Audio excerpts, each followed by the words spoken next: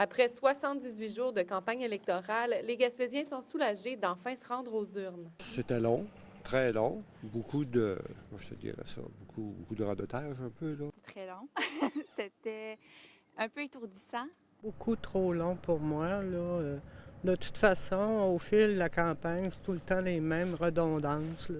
Dans les 2 circonscriptions gaspésiennes, le vote par anticipation a attiré beaucoup plus de monde qu'à l'habitude. 15 des électeurs s'étaient déjà prononcés avant le jour J. La plupart des candidats avaient eux aussi voté par anticipation.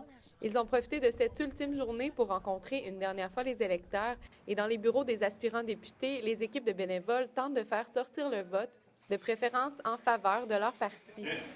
Là, qu'est-ce que je leur dis? Et même si les citoyens ont eu plus de 2 mois pour décider de leur futur député, plusieurs ont fait leur choix en toute fin de campagne. Toute dernière minute. Pourquoi? Parce que c'était une longue campagne, ça bougeait beaucoup? Non, je savais que j'avais du temps de reste à moi pour décider qui serait mon vote, qui aurait mon vote. Ce matin, Vous avez fait le choix ce matin? puis encore. Bien, je dirais même aujourd'hui, là, j'ai pris une décision de venir voter. Non, on vote pour le moins pire.